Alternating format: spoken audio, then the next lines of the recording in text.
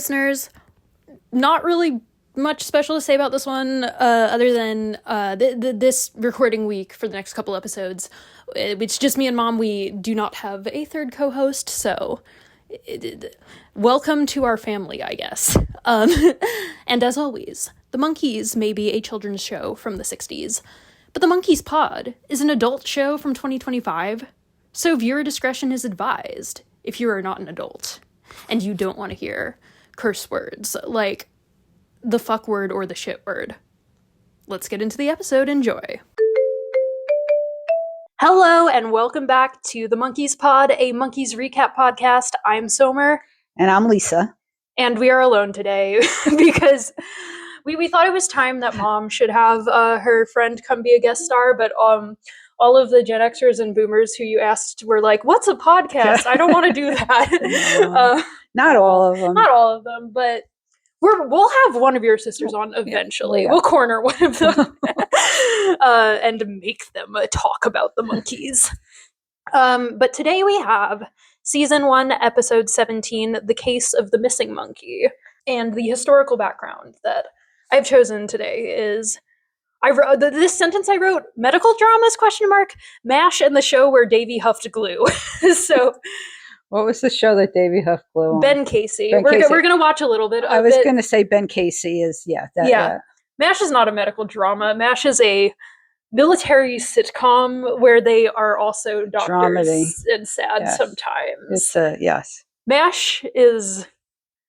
It defies categorization. No, it came up with its own category. Yeah, it was a dramatic comedy. Yeah, and it was after the Monkees, so it's not entirely relevant, but we had to bring up MASH if we're going to bring it up again.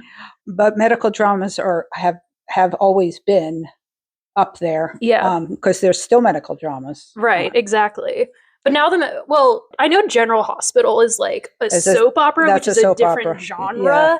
But because now the medical dramas are like Grey's Anatomy and stuff, and those have like soap opera elements. Yes. Well, I think they were all even though the like Ben Casey. Not that I've ever watched Ben Casey, but you will now. I think it was the same thing. It was kind of a melodrama type thing. It's interesting to me that medical dramas were like, I understand because it's a dramatic part of life, the way that like courtroom dramas are, but on like TV where you can't really show medical gore up until like the past 20 years. Right. It's kind of an odd choice. Well, it was the emotion of it all. I guess that's true. And I guess it's like on SVU right now, they can't like say the F word, but they're discussing like sex crimes all the time, you know? So there are ways that you can address it without getting like super graphic. All right. Anyway, now we're going to watch the episode of Ben Casey where Davy huffs glue. Okay. For some background for people who don't know, much like myself, Ben Casey was a medical drama that aired on ABC from 1961 to 1966. And the most like famous iconic thing from it is the opening credits where like it's like a chalkboard and he draws like the symbol of male, female, life, death, infinity. But it's like the little like arrow circle and arrow cross symbols for man and woman. And then the symbol for birth is an asterisk and the symbol for death is a cross. Okay. Which only Christians die. Apparently. Now let's check this episode out. So the background of this episode is that Davy is a young punk whose wife is in the hospital because he beats her. Okay. And he himself is in the hospital because he loves to sniff glue. Okay. Which is a thing. Yeah, it sure is. The kid's a glue sniffer. And he's been at it a long time. There's no law in this state that says a cat can't sniff glue. There's no law in the state that says a cat can't sniff glue. There's an ingredient, toluene. It's a benzene derivative. You're literally taking gas. Well, that's a gas, man. Anyway, it's my problem. Sorry, this whole time he just stares down the camera like this. Yeah. It's very unsettling. Listen to what he says here. Why? Kicksville. To get into orbit away from this crummy world you older cubes made for us. Atomic jitters. You've got the scene. He sniffs glue because he's afraid of nuclear Any excuse war. will do. You're so okay. sorry. You've got the scene. Yeah. I think they were just like, oh, we need like a Beatles-style cool beatnik kid to say all these hip words. Yeah. And they cast the kid that had the haircut. It sounds like... So what are you going to do? Call the cops? No. No, I'm not gonna Also, tell he's you. supposed to be like a married 25-year-old, and he looks 15. And he's You know, I British. can't Yeah, hold he's you British. against your Do will. they- I'm going do to they- notify No, your the parents. actors that Address play his that? the While actors you're that play his drenched parents in in this episode are self-pity not waiting, British. you just give Okay. some thought They to don't- it. they don't address it. They don't address the fact I that he's British. don't think Davy can do an He's American not- accent. I don't think so perhaps. either. But- The only times I've ever heard him try are when he's imitating Mike extremely poorly. Oh, so these are his non-British parents, and there is no reason for him to be in a wheelchair. Hardly a baby, Ellen. Hardly How a are you baby. feeling? Are you sure? Look at This him. Look at pen him. strips my gears. But everything he's saying is like Is like full of buzzwords It's of like the all 60s. hip Yeah. jargon. Yeah. Who says a cat can't sniff glue? This Do you mind if I be this episode was in 65, a year before the Monkees. Okay. You're the cream. You razz the berries. What did he say? He said, "Mom, you're the cream. You razz the berries." I Like- don't know what that means. But if this, I think he's done a little too much glue Yeah, because he's not. he can't even speak. That's right. Give it to me good. Oh God. just don't understand Yeah, you today. like What do this they is how lack? the serious. Now tell me adult how shows. rough you had it as a kid. Sold papers at 10 and walked 6 miles to school. Yes, and felt the palm of my father's hand. Oh, Something I should have done to you. Here comes Ben. Be I about like her him. coat. We'll discuss it here. I insist on respect. There's Ben. What, Reed? It wasn't our house, it's hers. Why does he Don't have smoke Why in is the he living room. Where are you going Because, tonight? okay, because Mom, this is what I can. Why All is he women like British? that. In Take 65, a year before the Monkees came out, this was the longest-haired boy they could Shows find. what my mother Just is. that he had the bang down in I'm front of not his your face was the little boy, longest-haired he boy they is. could find, the most Beatle-looking boy they could find. They're all in shadow Ellen. anyway. You can barely see him. Yeah. See? I don't know why they decided they I need knew he that, didn't like like me. glue sniffing was But he the doesn't like particular you medical either. issue that they needed a hepcat to address, but Well, I don't want to it's tell like anybody off. I just want to be left alone. I mean, from you, from Mary, what else could it have been? And that goes Drinking? for you too, Doctor. I get weed You're due smoking. for medication, Greg. Yeah. You know, I know the LSD. Yeah. like- yeah. Why did we? Oh, and here he goes. Well, in his wheelchair. Yeah. Well, I mean, that's like Saved by the Bell in the 90s or 2000s. They had like a Instead- paint huffing episode or No, something. it was caffeine pills. Oh, yeah. She was supposed to be, I don't know if it was supposed to be cocaine or it was supposed to be, What were the kids doing? in the 90s? Speed? Yeah, speed. I think it was supposed to be speed. Uh-huh. And it was too Mm-hmm. much. Yeah. And that was a Saturday morning show, but that was it was for like preteens. Mm-hmm. But which they should have really addressed the true issue. Yeah. But they ended up putting her, like, they gave her caffeine pill, like she Mhm. was taking caffeine pills. Yeah. Like this is interesting to me because they're like, okay, we need an episode that addresses the youth. The title of the episode is like something like if you do this, you too can be a loser. There's no laws that says a cat can't sniff glue. That was, like, every word out of his mouth was like. Well, yeah, it was just. a It would be like if catchphrase. they did it today and he was like, "Yo, man, glue sniffing is lit." Like, me when I instantly forget all Gen Z slang when I have to come up with some. You're looking, 6'7". you look 6'7". That one Yeah. I know. Yeah, you're looking at me like I have no I idea. don't know. Okay. Well, now let's get into another medical drama, the case of the missing monkey. Okay. So, this one was directed by, for some reason I wrote in my notes, Rafe Chan, like Bob Rafelson is a Japanese anime girl, so Okay. I don't know. And the writers are Gerald and Dee. D is a man. Dee by is the a way. man. I looked it up. I looked this up as well. It's in the last episode. Dee, come on. What is D short for as a man's name? I don't know. Like DEE. Yeah. I don't know. Maybe they maybe- were like, Maybe he was using his initial and then he just lengthened it out to DEE. perhaps. I couldn't find his full name on his IMDb article, but his name is D. this one was aired January 9th, 1967. And the guy on IMDb who always comments when they were shot in production order has a little paragraph here. He said, broadcast number 17, The Case of the Missing Monkey, was 22nd in production, filmed November 10th to 11th, 1966. At this point, the group had basically shot 21 straight episodes with nary a break. Filming only resumed following their debut concert performance in Honolulu on December 3rd. Future shows sandwiched around live concert dates for most of the next year. Their second LP, More of the Monkees, was issued one day after this January 9th airing, the first of the new year, without their knowledge or permission. At the start of the episode, the Monkees are working a gig at a diverse science banquet. There was a black guy there. Congratulations to this there was scientist. Actually, I thought there was a black woman too. Congratulations there was to 2 scientists. Yes. Congratulations to these scientists for their recognition. And the Monkees have chosen for this event to wear baby chick yellow 8-button shirts for Easter.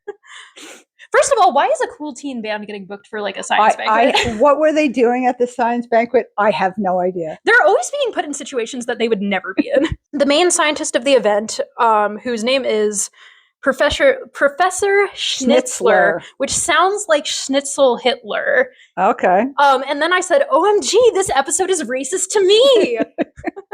And the Frankenstein one is also racist to Germans. Yes. Professor Schnitzler hands Peter a note that says, "They are taking me to the Remington Clinic." Who knows who they are? Who knows where the Remington Clinic is? Who knows why he chose Peter to give this message to? Well, because Peter went up to him. Oh, that's right. He did. He was like, "I admire your work." Yeah. Not Micky, who's like the scientist one. Right. No, the other ones were like making fun of him or whatever. And I don't even know what the other one, but Peter was like, "Oh, I really admire what he was saying." I really admire your astrophysics work. By the way, I can't read. He comes back to the rest of the band and he's like, "Hey, a funny thing happened to me on the way to the bandstand." So I know that phrase from the musical A Funny Thing Happened on the Way to the Forum, which is clearly a parody of something else. Is the original bandstand?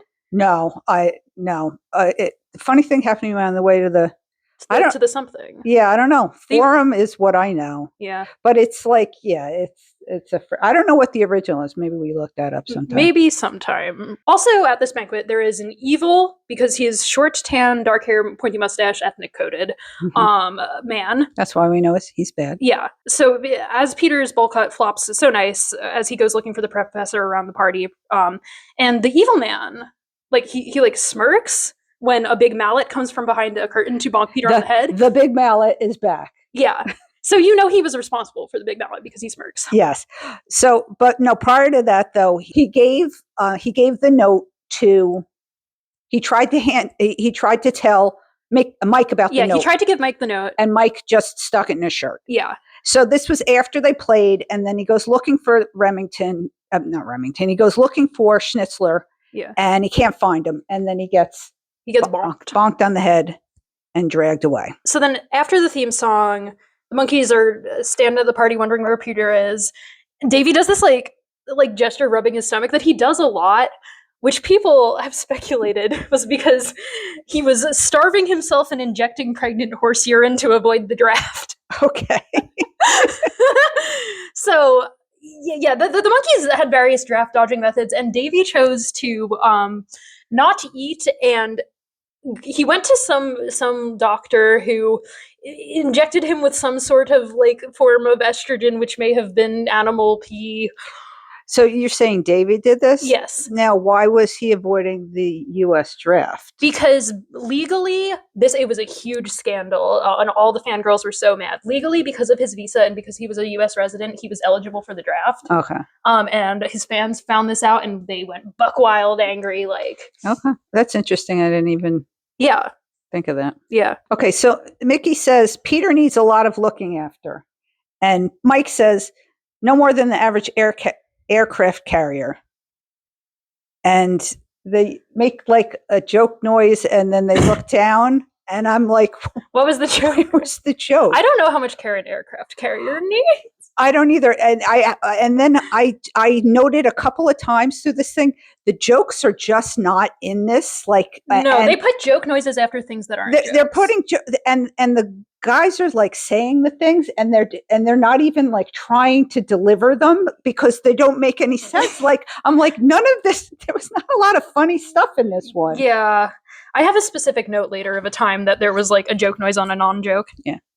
Davy's think they're trying to make them jokes. They weren't. Okay. Davy's little scaled down belt buckle that's smaller than everyone's else is square this time. They had to get him a new one. So Mike decides the best person to ask where Peter went is Mr. Evil Man. Right. A man who does know where he went, but why would you assume that he knows that? And he says to them, "Oh, you're musicians? Why are you not playing? Why are you not doing what you've been hired to do? Drag them," because they weren't playing. They were just sitting on the stage. Well, they were looking for Peter. Yeah. So then Mike remembers that he took the note off of Peter and he put it not in his pocket, but like In his jammed shirt. into the button panel of his shirt. Yeah. Which is what I would do if my crush gave me a note. So, Torquesmith. Mike looks so cute in this episode. The wave is waving, the hat is sitting nice, and he looks like a baby duck in that color. They all do. Like, I know they were like ordered to look young and innocent by studio mandate, but I feel that in our society, adult men should be allowed to feel cute, you know? Yeah. And a lot of times, I'm like, I can tell that they felt cute. Especially Peter. He's feeling cute. Yeah. They drive to the Remington Clinic, per the note. And Mickey's driving this time. He drives to I said, with the help of their Shadow Realm GPS. Yeah, because again, they don't know where that is. No idea where the Remington Clinic is. Yeah. I have a note before this that Mhm. Peter, they flash to Peter in the thing, and he pulls on the villain's arm, Mm-hmm. and the villain says, "Don't do that." Don't do that alert. The Remington Clinic is City Hall from the season 2 episode Monkey Mayor with a different sign. Yes, they just keep changing the sign. At the front desk, they talk to a quirky nurse. Micky and Davy in this scene, they seem to be genuinely interrupting each other and like then improvising out of it, but they then put a laugh track so that it seemed intentional because there weren't enough jokes in the episode. That's what I'm saying. Yeah. Like they were like literally, they were just talking. They weren't even acting. Yeah. I don't know. They go to the nurse. They're like, "We're looking for Professor. Oh, I don't know his name." And she's like, "Oh, Schnitzler? Yeah, we don't have anyone named that. Yeah, he's not here." Like, I said she was doing a bad New York accent. This character, I don't know if the nurse was genuinely dumb or like a masterful troll. But she's a fun monkey girl. She's a fun non-love interest monkey girl. Little character. Yeah. She asked them to describe Peter, and Mike says, "Well, you know, he's about 5'10". He's got light brown hair, and he's got gray-green eyes and a little button nose." Okay, first of all, are you colorblind? Second of all, are you in love with him? Yes and yes. Yes and yes. And Davy says, "Yeah, it buttons right over his lower lip." And then they say he's very emotional. He cries at card tricks. I don't know. Okay. They were fighting over who would talk to her. I think that's what you were saying, where they were talking over each other. Yeah. Okay. So then she looks through her Rolodex for Torque, and he's not in there. I don't really understand what a Rolodex is. It's like it's a little index cards with people's contact information. Yeah. Okay. And it's round? It's round, so it's easy to spin it, and then and it would like have a lead card that said R, a lead card that said S, and then it was just. Would the Rolodex for a hospital have every patient listed? Well, that was like I don't know why a hospital would have a Rolodex, but that was their easy way of her looking on the list, I guess. Okay. Yeah, I mean, they would. They're like shorthand for looking someone up. Yes, yeah, that was exactly it. She was looking someone up instead of.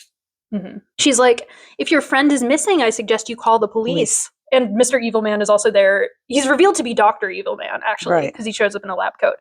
What is this character's name? I just called him Villain. Markovich. I think he's supposed to be some type of like Russian. Yeah, he's a Russian guy. His name is Mr. Evil Man. Russian. Dr. Evil Man. I'm so sorry. I called him the villain. Well, villain, Dr. Evil Man. There's always a villain. Yeah. And he is him. Mm-hmm. So the monkeys. This was so bad. Oh no! I just wrote. Oh no! Oh no! So the monkeys go back to the restaurant with the cop where they lost Peter, and they're like, "Oh, it's this like French restaurant. It's right through here." They open the door, like gong noise. Yeah, racist Chinese music. And the monkeys are like, "Oh, it's fine. I just didn't think it would be Chinese." And then out steps Dr. Evil Man in scary, uncanny yellow face prosthetics with like prosthetics. No, it's so bad. Okay, so the racist Chinese episode Monkey's Chow Mein is basically 25 full minutes of this one scene. So you so get ready for that. But I want to point out the yellow face prosthetics on this show, they don't just not look Asian, they don't look human. No. They like it's scary. It's unsettling. They put like the cheekbones, like these razory sharp cheekbones, and then they did something with the eye. Yeah, it looks like he has like skin grafts on his eye. Like on this, I was like, oh no, they didn't. Yeah, no. It was so and bad. he's doing the accent, and he keeps saying honorable. Everything is honorable. Oh, it was so bad. Here's another note from the guy that writes all of the helpful details on IMDb. Apparently, unfortunately, this man is also racist because he said this actor was best remembered as the Japanese sailor in 2 episodes of Gilligan's Island, and he hilariously impersonates a Chinese restaurateur. It was not hilarious, but I guess yellowface is this guy's like thing, his speciality. Yeah, but you know what's? I know the Japanese sailor from Gilligan's Island. Like I remember that. Uh-huh. Is it better prosthetics than this? I don't remember. I don't remember but I definitely remember the episode. I don't remember what he looked like. I'm assuming he looked just as bad as this. Yeah, I don't know. That was bad. The thing of them coming into the restaurant and all the decorations have been changed and it looks like a different place, and people are like telling them that like, oh, it was never that other place. That happens in one of the Scary Stories to Tell in the Dark from Scary Stories to Tell in the Dark, but it's like a hotel room. And both in that story and in this episode, I'm like, that is a crazy amount of effort to like make someone think they're insane. You know, that is a crazy amount of time, money, and effort just to make someone think they're insane. On this one, they just moved the chairs over. You could say it. Well, but I think they went to their different Chinese restaurant set because all of the like backgrounds and stuff have like the like Chinese lattice on the wall and stuff. Okay. I don't know. It was a terrible scene, and I don't want to think about it anymore. But I have one more note for it. I have one more note because he lists out. He offers them fried rice, chicken chow mein, and wonton soup. Mm-hmm. That is what. That's what Chinese people eat. That is what he's serving. Yeah. At his restaurant. As the monkeys are leaving, Davy direct to camera goes, "I never did like Chinese restaurants. 1 hour after you eat there, you disappear." So I'm assuming this is referencing a racist belief that I'm not even aware of. What happens 1 hour after Chinese restaurants? No, it's 1 hour after you eat Chinese food, you're hungry again. Okay. Never heard that? No, I've never heard that because the opposite is completely true for me. It's the most like filling food on earth. Well, that's the thing. Chinese food is really filling, and then an hour later, it's like all gone because it's all vegetables and then like all this paste. Yeah. It is. Never have I heard that. You have never heard that? Nope. That's a very like common. When we get to Monkey's Chow Mein, we're going to talk about a lot of different things that are like, because there's a specific type of racism against Chinese people specifically, which I forget the name of, that's like categorized more specifically than general anti-Asian racism, because especially in America with the history of like how we had Chinese immigrants come to California, there are a lot of very specific beliefs about Chinese people specifically, and we'll get into that more when we get to that episode. I said the place has changed. What happened to their instruments that were there? Nobody's concerned? No, they like need those. They left the instruments there. They did. Okay. They ran out in the middle of a gig they were playing to go to the police. So after they leave, Dr. Evil Man rips off his disguise and prosthetics, implying that this was not like a Shadow Realm disguise and that we weren't supposed to suspend our disbelief, to say that like he really looked Chinese to them or something. Maybe they thought he was a burn victim and they didn't want to be rude. because that did not look like a normal man. Then the monkeys try to break back into the clinic by bringing in Davy with a bunch of severe cartoon injuries. Yeah. Okay, a couple things about this. Well, I have a question. What kind of clinic is this? It's the Remington Clinic. It's the Remington Clinic, because I was under the impression from the very beginning that it was some kind of mental health clinic. Okay. That was my first impression. And then they show up and they're like, like I thought it was like, a rehab or something. Yeah, but apparently it's a normal physical injuries hospital. I guess so. But why? Okay. I don't know. What is Remington? Is that anything? The only Remington I know is Remington. Well, Remington Steele was a TV show, and I think he was a detective. I don't know, cop. I don't know what he was. Who Remington Steele was, and Remington is a name brand of something. I don't know. It gives like a thing of strength. I don't know. I don't know why this place. Maybe was it's like called a Remington. physical therapy type of place. Well, that was maybe that it was. Maybe it's a physical rehab. Yeah, that was what I was kind of getting because they're in the they're in the physical therapy room for yeah. That was what I thought it was. It was like a physical rehab place. But then they were doing surgeries and admitting people. I don't know what was going on. Well, so when they pull up with injured Davy, they're wearing different shirts. I guess they went home first. The nurse does not recognize them before. No. 3 young adult men who are possibly minors with stupid hair, and one of them has the same extremely distinctive hat on, and one is 5'3" and British. Doesn't recognize them. Yeah. My other thing about this is that all of Davy's injuries are just bandages and casts. They're fake injuries, but they're fake treated injuries that he would not need urgent care for. So he's already been seen. Yeah, go back to whatever hospital put that cast on you, young man, is what I would say if I was the nurse. But they did give their address again. They did. They asked for his address and he gave it to them. I wonder if that's the same. 1438 North Beechwood. I think that was the same. I meant to look that up. I know they give a couple different addresses throughout the show. But that was the one I caught the other time earlier, and that was where you could mail things to them. Well, it's always Beechwood, but I think they change the number sometimes. Okay, maybe. And when they're entering into this scene, they all go through the door at the same time. Have they done that yet in the show? Because it's a classic monkey bit. I think that maybe they have. They say that Davy has broken bones, a loss of blood, and is suffering from terrible pain. And then Davy goes, "Oh," and crosses his eyes. He also has a sexy, sexy open shirt in case the injuries weren't enticing to the nurse. So she's taking a while with his paperwork, writing his address and stuff, as a joke on how doctor offices take a long time. He does cough in there. Yeah. Because that becomes slightly irrelevant. She asks for his zip code, and Mike goes, "His zip code? Are you kidding? He's got broken bones and things, and we gotta get him inside." Good improv there. And she's like, "What's your occupation?" They're like, "He's a musician." She's like, "Musician? I love the tuba." The concept of standing an instrument. I love the tuba. There's a lot of jokes like that in the Monkees where they're like, "Oh, you're one of those rock and roll kid bands. I only like classical music," and I thought that was kind of weird. But when I got the teen magazines for props for She Said She Said, some of them are from 1962, and the music recommendations that they have for teenage girls are all Bach and stuff. Yeah, because the only good music was being made by Black people, and that's a bad influence on our young girls.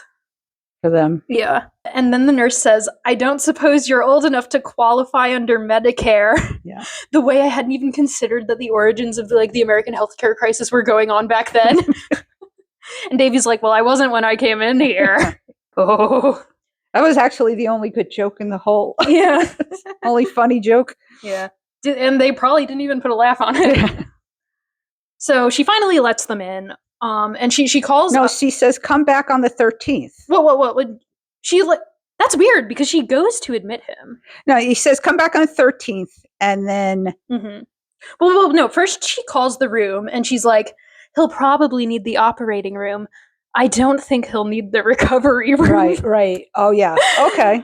So she goes to admit him. But then she takes it back and says, "We can take you on the 13th. Yes. Oh, I forgot that she went to admit him first. Yeah. And then she gives him a cough drop. She gives him a cough drop to heal him now, but she puts it in his hand that has the cast on it, so he cannot bend his arm to put it in his mouth. So he struggles with it, and then he just takes it out of his other hand. And the cough drop heals all his fake injuries instantly, and he starts doing his little Broadway song and dance on the counter. Yes. And singing "Old Folks at Home," which was a song I had to learn in 2nd or 3rd grade for our school play. so I can actually sing. I wonder what that song is because he goes into it a lot. Is it like from a musical? I don't know if it's from a musical. It's like an old standard, It's just like, hi, I'm Broadway Davy. Yeah. But I mean, like, I actually learned, I can sing that song because somewhere in early grade school, I had to perform it. Was it taught to you by your hippie music teacher? Yes, it was. Tell me about your hippie music teacher. Miss Riccadelli. Miss Riccadelli, I went to Catholic school, 8 classrooms. I was in one classroom all day long with the same 40 kids for 8 years. So we had music once a week. We didn't have like extensive music programs.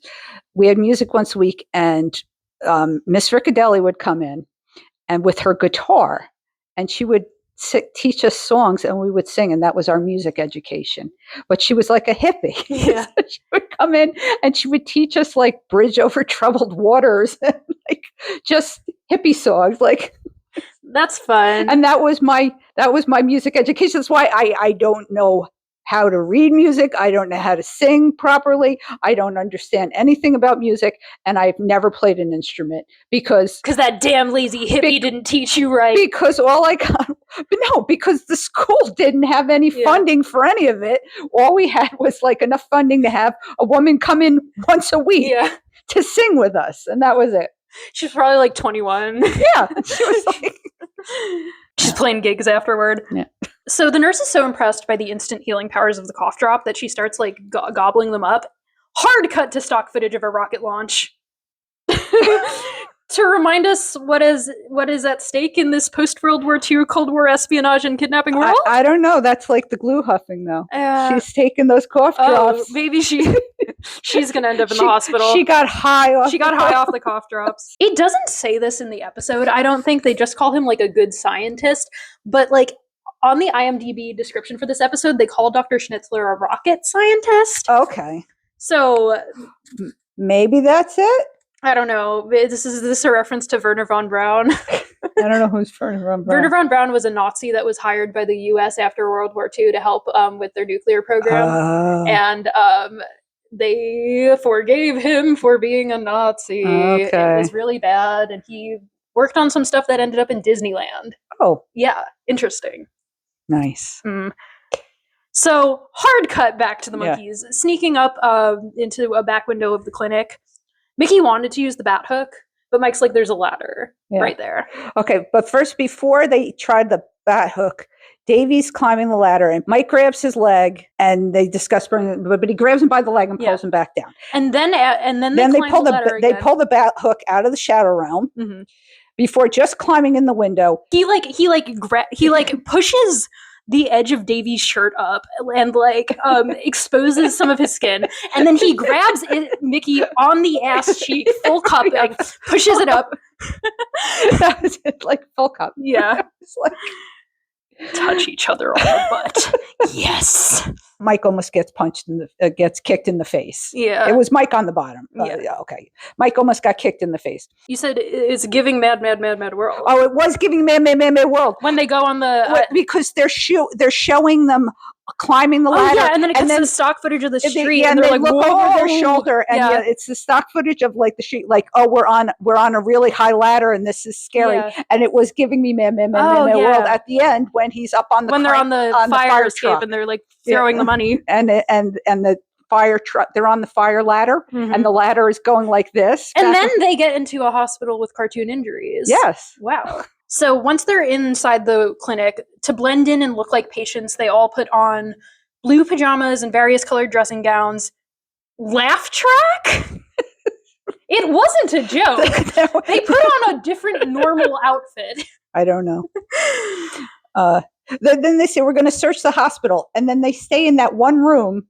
And they search inside of all of the devices. And they keep finding each other in the devices. Yeah. But they don't ever leave the room. Yeah.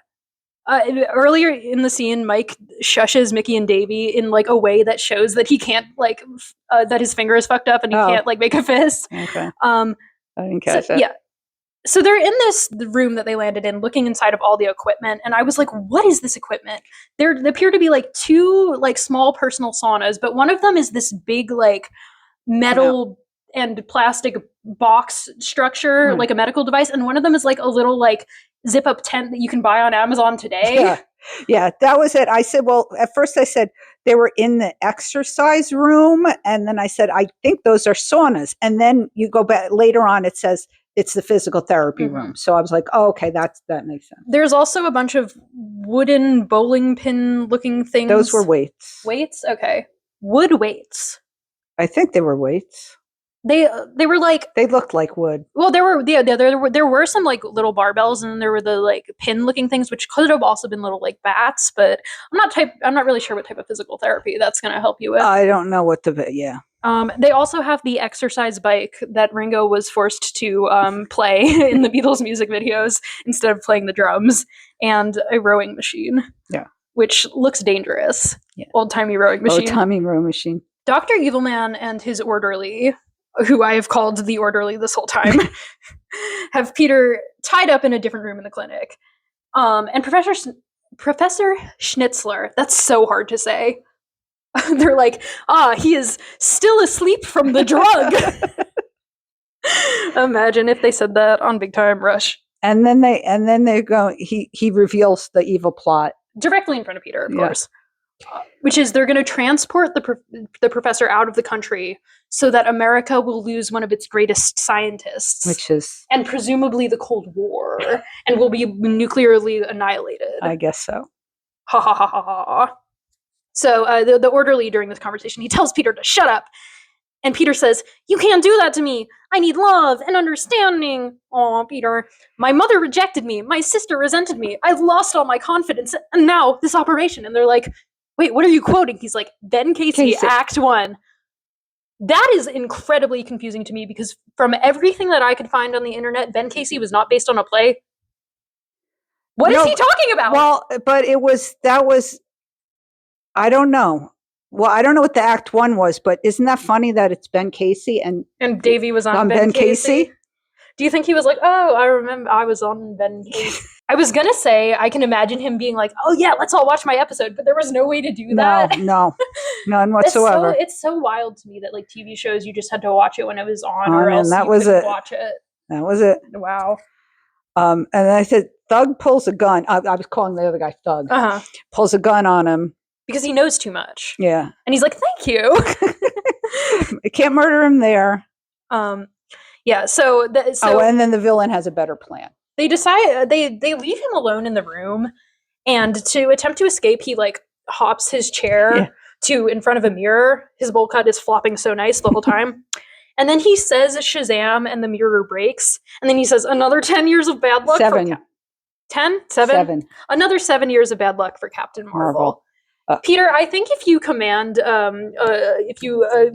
say a magic command and then a mirror breaks, you might be a demon. Okay. I know what he was trying to do. I looked into Shazam.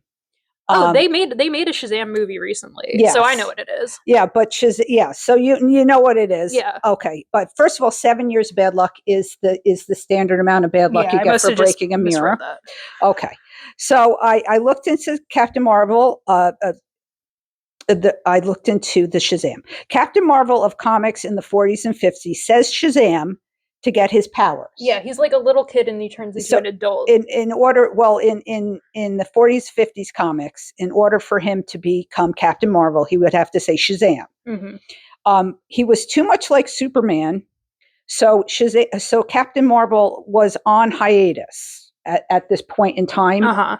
And eventually Marvel Comics made their own Captain Marvel. Okay. And so therefore, like, Shazam was the Shazam we know now. Mm-hmm. Is like grew out of a different now Captain Marvel is a girl. Okay, grew out of a different Captain Marvel, and now Shazam is just named Shazam. I think I don't think they call him Captain Marvel anymore. I think in the 60s there was like a Shazam, and I mean Shazam meant something to me. Like I knew Shazam. I don't really remember anything else about it. I also have written Bruno down, so I think that's the other guy's name. I think they named the orderly Bruno. Okay. The monkeys peek around a doorway. like Scooby-Doo style, and you can tell the shot is flipped because the microwave is on the wrong side. Busted. Yeah. The orderly comes to the room with all the devices, which is revealed to be the physical therapy room, right. because he's going to give the monkeys physical therapy. Right.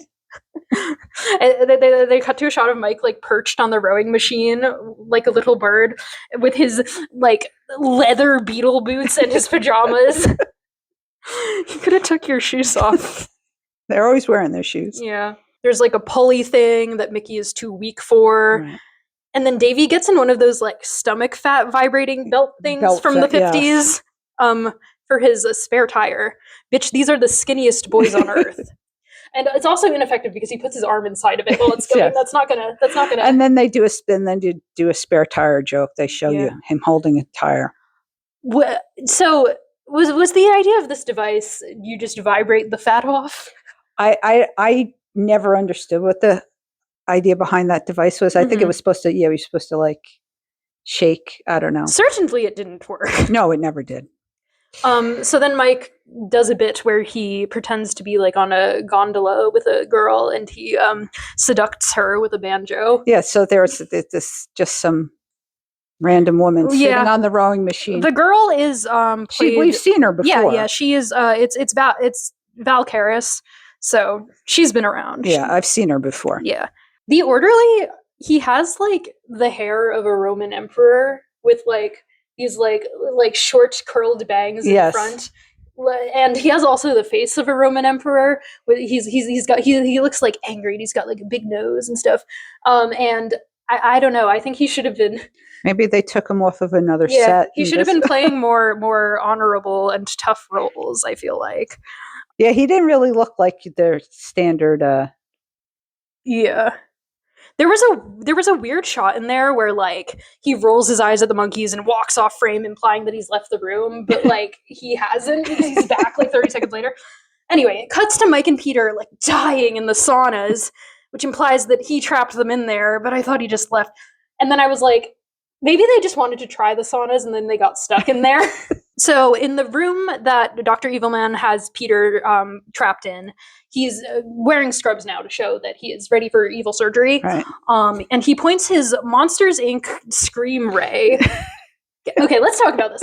So Monsters, Inc. is a movie that I have seen dozens of times, and which you say that you've never seen. You've seen it sometimes. I now have seen it once or twice.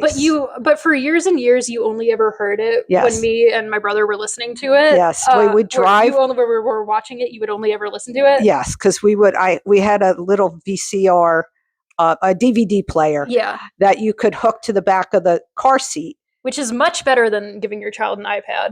That's my tip for modern parents: is get one of those for your child today. So whenever we would go, and we would just hop in the car and take like 2-hour drive someplace all the time for something to do.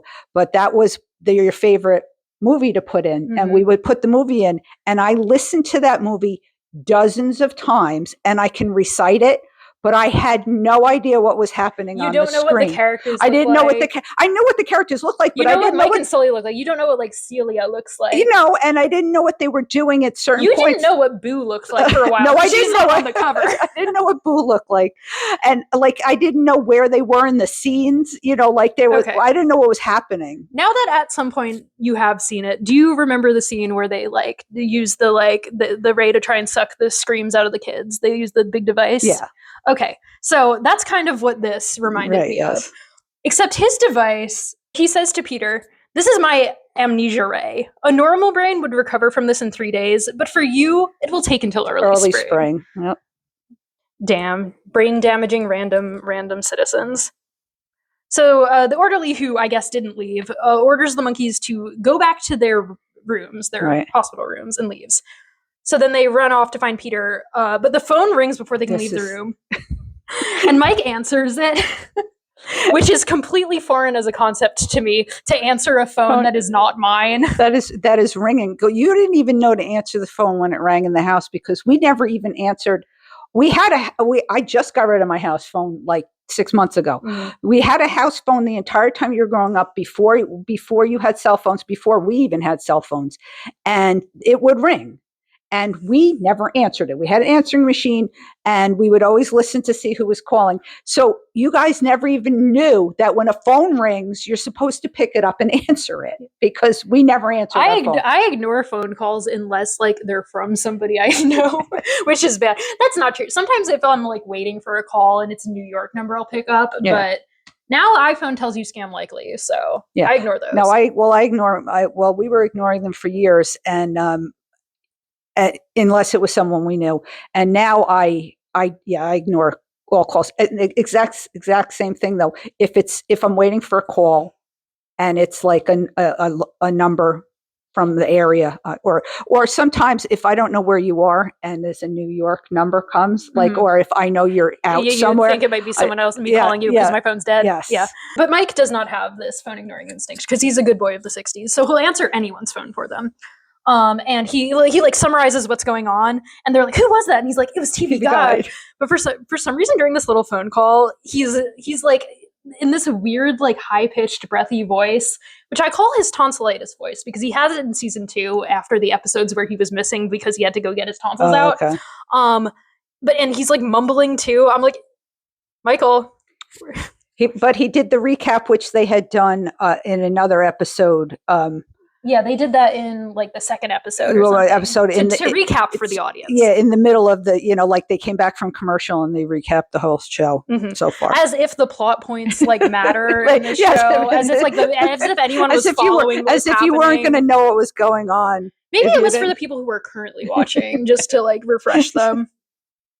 So back in the evil experiments room, as Peter is getting blasted by the amnesia ray, a long red rod extends from it towards his face, blasts smoke at him. He like moans when it hits him and opens his mouth wide in various positions.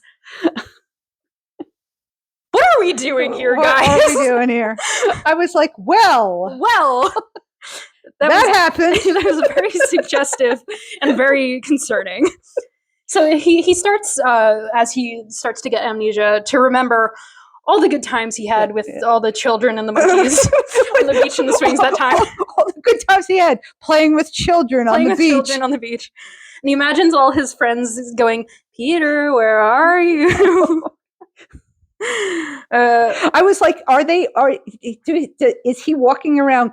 Are they walking around calling him, and that's why he's hearing it through the walls? I think he might be imagining them. I think he was, but I thought it was them really looking for him. Well, they are. Well, in the next scene, they are really looking for him. Okay, so maybe he's hearing. Maybe he's hearing them through the walls of the hospital. But maybe he's also just psychically hearing. Oh, right, through their beautiful shadow realm connection. He's hearing their thoughts. Yeah. All of the monkeys have one brain cell, it is known. Cut to Davy looking at a door frame with a magnifying glass, and then a nurse. That kind of reminded me how in MASH, like, nurse is shorthand for hot lady. All nurses are hot. We know this. I said they're all back in the PT room because apparently this is the only set they have. Yeah. And Mike says, "Well, we looked everywhere. We can't find him." And Micky says, "Man, I'm going to give up all hope." Like, we're done. Just all hope in life. But then Peter does walk into the exact room that they're in and says, "I've never seen you guys before in my life." Which is what I say at work when customers walk in. They're like, "Hey, you don't remember me? I was just in here." "Girl, I see thousands of you per day." I'm sorry, no. And then Micky says, "I heard you can induce temporary amnesia by a shock to the nervous system." Okay, either Micky or the writers don't know what induce means, because that is not... Because I think he means, like, you can get out of amnesia or you can snap out of it, but induce means to, like, to bring it on. Something. Yeah. Davy and Micky are like, "Oh, well, it's worth a try." Meanwhile, Mike shakes his head in complete disgust. Micky says, "Peter, we're going to try and scare you, so don't be scared." And then they all yell boo, and he says, "Nope, that don't make it." That don't make it. And then Mike says, he's like, "Well, I'll tell you something about this scaring business." Like he actually said business. "The stars at night are big and bright, deep in the heart of Texas." They have to catch Peter off guard when they scare him. They can't just tell him. So, like, to be casual and catch him off guard, they all go, like, they whistle and go la la la la la. And this appears to somewhat work because Peter is like, "Oh my god, guys, I remember." And then he calls Davy Micky. And they were like, oh my god, it's back! And then Davy's like, wait, I'm Davy. They forgot who they were. But actually, no, Peter has remembered from them scaring him. Yeah. I don't know, the scene was over. What was the point of that? It was because it was hilarious, because of all the jokes. I guess so. So now that Peter has remembered, they go to Professor Schnitzler's. I'm sorry, Germans. Schnitzler. It's like Schnitzel with Hitler. Professor Schnitzler's room, and they hear someone coming, and Mike's like, oh, let's hide in back of this thing. The screen, Mike? The hospital screen? You don't know what that's called? And he says, Peter, you sit out here and play dumb. And he's like, why am I always the one to play dumb? Why can't I play smart once in a while? Already hating on his own reputation as a character. The front desk nurse comes in and puts a threatening World War I gas mask on Schnitzler's mouth and nose, not his full face. It does not cover his identity whatsoever. However, Mike still says, with that mask on, it could be anyone under there, when you can clearly see with your eyes that it could not. So the nurse gives Peter a cough drop, which sets off the rockets again. I guess these are extra spicy cough drops. I don't know what these... So they put Micky on the bed to pretend to be Professor Schnitzler, and they put the gas mask on him. I hope that thing doesn't have any gas in it, because now you're just like anesthetizing your friend. Can I go back to the nurse for a second?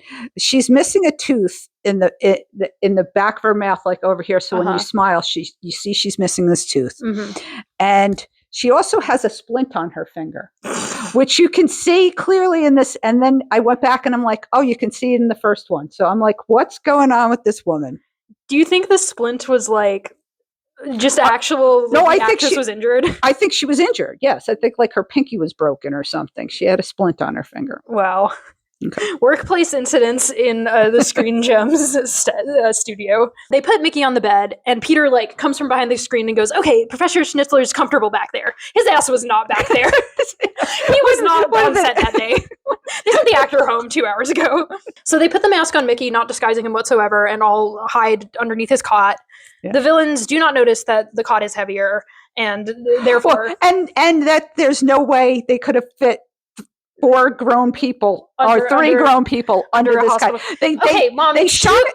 It's 2 grown people and 1 Davy, first of all. No, but they shot it to make it, they do a shot of them like underneath something with the legs to make it look like it's them under there. And then they show like them, and I'm like, they're clearly under something else because they couldn't all fit. I'm like, there's no way they're under this thing, and they're wheeling it around. Yeah. So because they don't notice that the monkeys are under there, the villains exposit their evil plan, which is to give Dr. Schnitzler permanent brainwashing surgery. Permanent brainwashing surgery. So then they move Micky between cots onto the like operating table in the most we are trying not to let this extremely flimsy non-disguise slip way possible. Like so much of the corner cutting in the Monkeys reminds me of like a school play when you're like, oh, we don't really have the right props, so we'll work around it. Yeah, it's fine.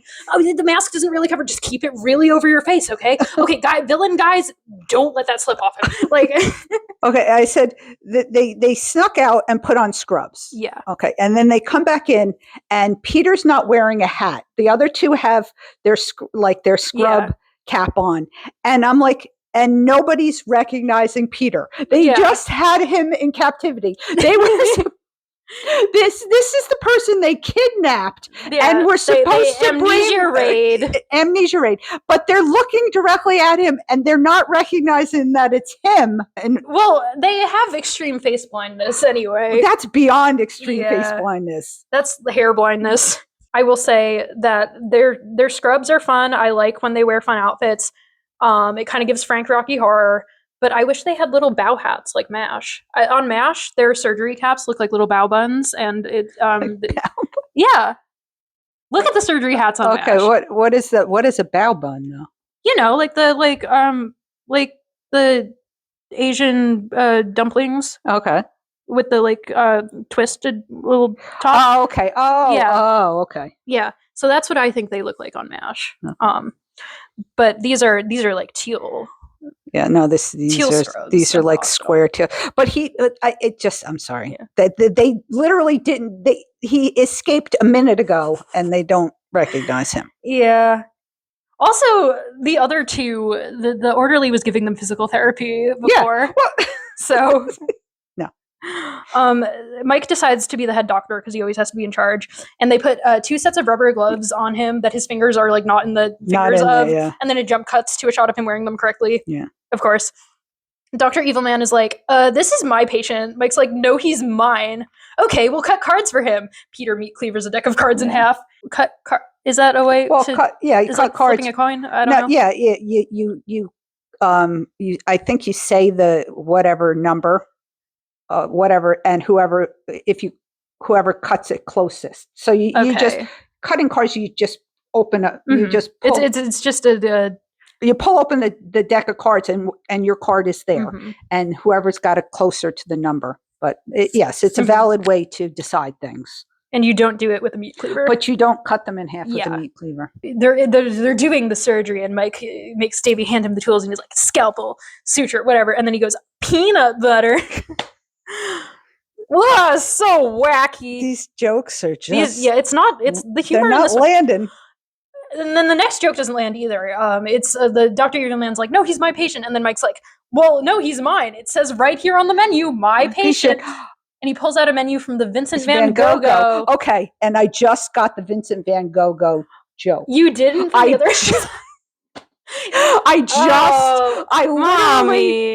Come on. I was yesterday's old.